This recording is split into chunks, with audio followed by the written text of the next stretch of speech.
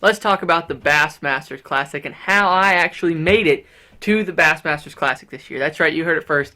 Made it to the Bassmasters Classic. You guys follow me on TikTok, Instagram, social media, etc. You know that I made it, and it is an incredible experience so far. All the texts and calls I've received has been absolutely just mind-blowing. But let's talk about how I made it, what the path I took was, the baits that I used to do it, and the mindset going into those tournaments. So the first thing is I made it through the Bass Nation qualifier. So that is where you go through your state. Every Bass Nation has an individual state, and the tournament that I qualified for was at the national championship. Every state sends one guy, one angler and one co-angler. But let's back up a little bit because it didn't just start there, right? So this whole journey started last year. Okay, and what it started with was you have to be, in Pennsylvania, you had to be top 7 in points in your state. So they take your best 2 tournaments out of 3.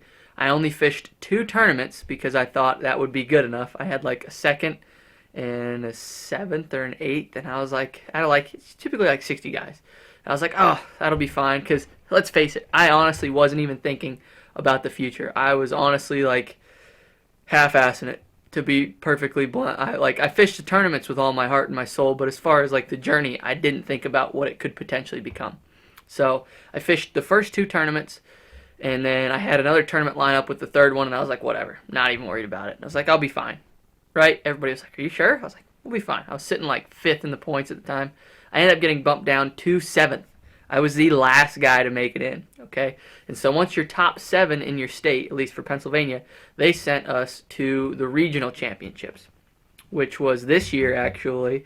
Right now, it's still 2022 when you're watching this, so I fished that tournament in June in 2022, earlier this spring, beginning of the summer, and we had that on the St. Lawrence. And so every state sends 7 guys, 7 anglers, and 7 co-anglers, and you have to win your state, right? So they do a regionals, and it's like just so many states in that region. I think there was like 150 boats in the tournament or something like that. It wasn't anything crazy.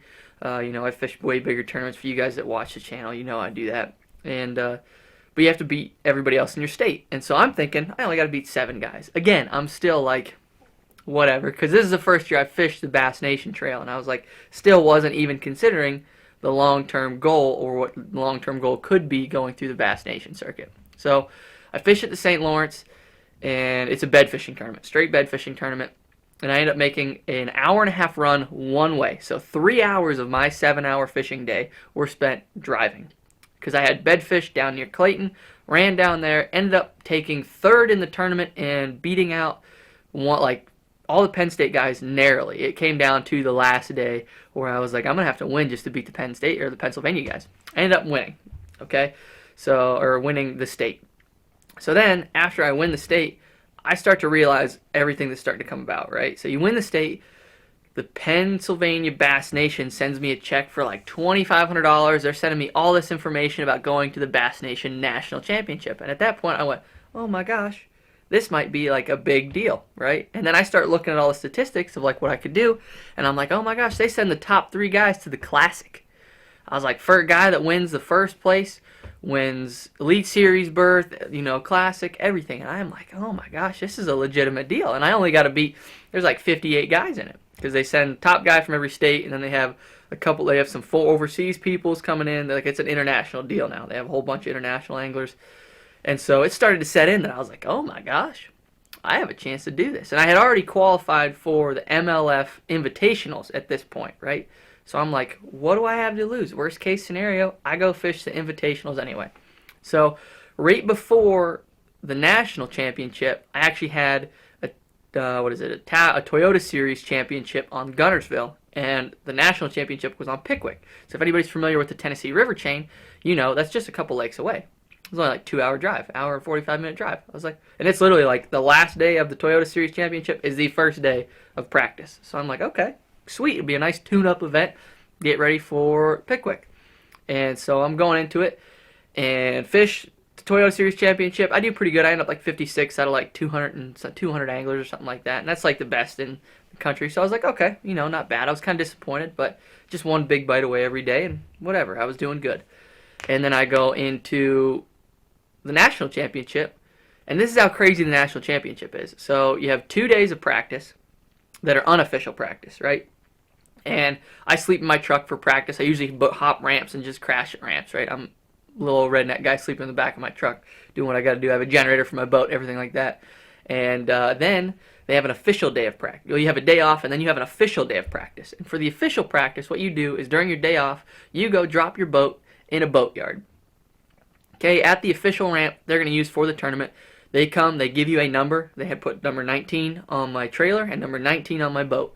And then I drop my boat off, plug it in there. They have generators all down through there. I drop my boat off. I drive my truck back to the hotel, and that was the last time I drove my truck till after the tournament was over. They bussed me from the hotel where they were staying. They had us staying, which was the nicest Marriott hotel I've ever stayed in my life. I literally had a walk-in shower and a bathtub.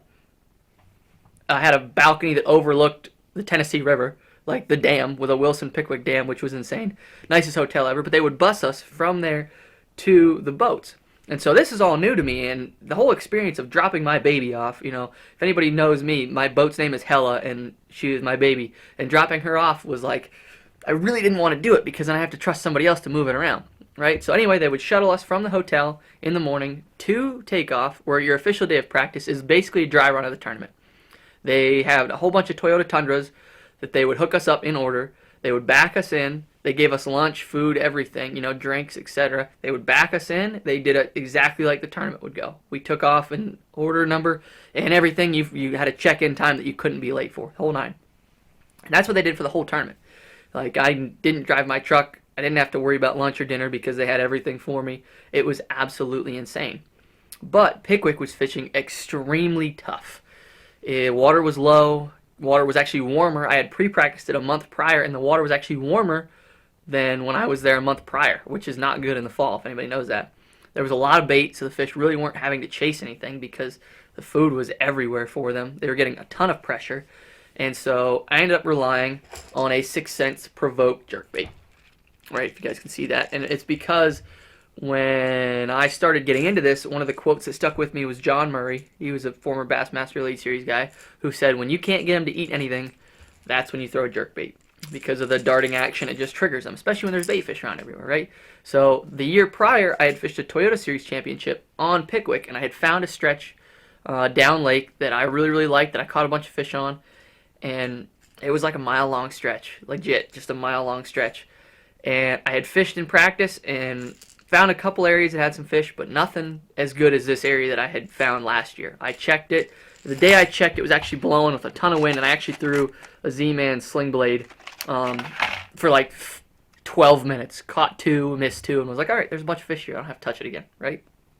Because of how tough the fishing was, I was like, if I catch 5 keepers every day, we'll probably be okay, right? So the way the tournament worked was the first 2 days is full field, and then the last day is top 10 plus the highest guy from every region.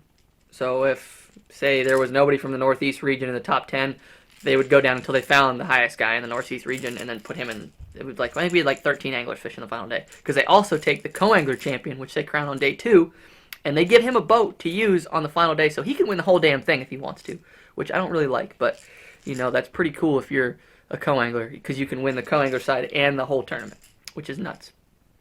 But anyway, so what I was doing was I was fishing a stretch of bluff wall that had a channel swing up along it, and it had points, and it had, you know, a stair step on it, and I literally would go put my trolling motor in the water at the start of where I wanted to fish, and I would fish the whole mile, just throwing straight jerkbait the whole time.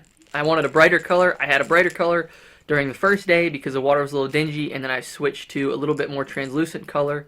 This is the Provoke 110, or like DD, I think is what it's called. But it dove a little bit deeper, and I was able to fish that like 4 to 8 foot range, which was kind of where those fish were relying on. Because there was a lot of bait in that creek channel, and those fish were just kind of setting up through there. And every now and then they'd pull up to feed, and throughout the day I'd catch them. I'd catch 2 or 3 first thing in the morning, and then the rest of the day was a grind, and I'd get a couple of bites, right? So the first day I had 11.5 pounds with only 4, because I lost 4 other fish because they just were coming off. Changing hooks the whole day. I don't know why they were getting off, but they were getting off. And that had me in like 6th place. So then the day 2 comes around, go to my bluff wall again, catch 4, lost 1, ran with like it was like a half-hour run that I was, 45-minute run that I was making in the morning. And I ran to a ledge that I had found, fired a swim bait out there, you know, just a Kitech, fired a swim bait out there, coming up the ledge, pow, 2.5-pound smallmouth, my 5th fish, and I had to run at that point. I had to go back. And it was insane because on the way back, there was a boat broken down who I had to pick up the co-angler for because he had a legitimate shot to win, but he was doing it 2:15, I was doing it 2:30, and I didn't pick him up till 2:17, and I still had like 10 more minutes to go. So we ended up making it at like 2:28. All his fish was disqualified. He would have won the co-angler side though, which was very disappointing for him.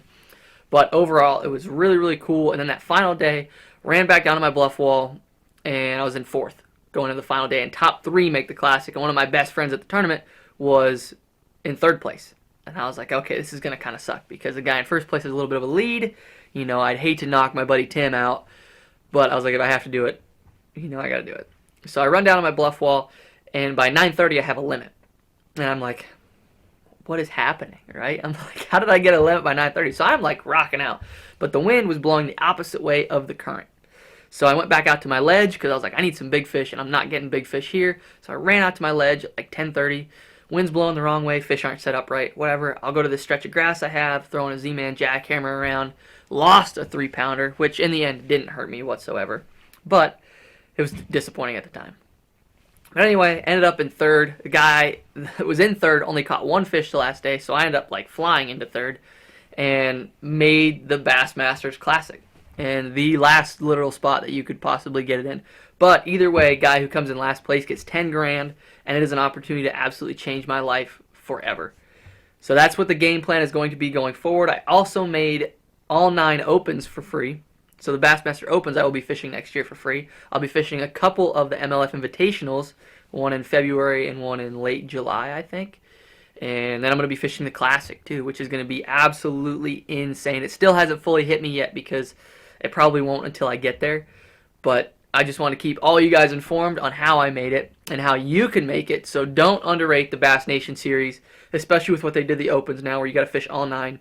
The Bass Nation series is an incredible series that's relatively easy to fish, very, very affordable, and you can work with your state. They'll help you pay if you make it to regionals and whatnot, and a lot of times it's on your local lakes in your state when you start out there. So it is an incredible journey and one that I will definitely be doing again in the future. So the Bass Nation circuit is legit, and you absolutely have a shot at making it to the Classic. Every working class man has a legit possibility of making it to the Classic in that aspect. So thank you guys so much for watching. God bless. If you guys haven't already, be sure to check out the channel with all the latest videos I got coming out every Tuesday and Thursday at 7 p.m.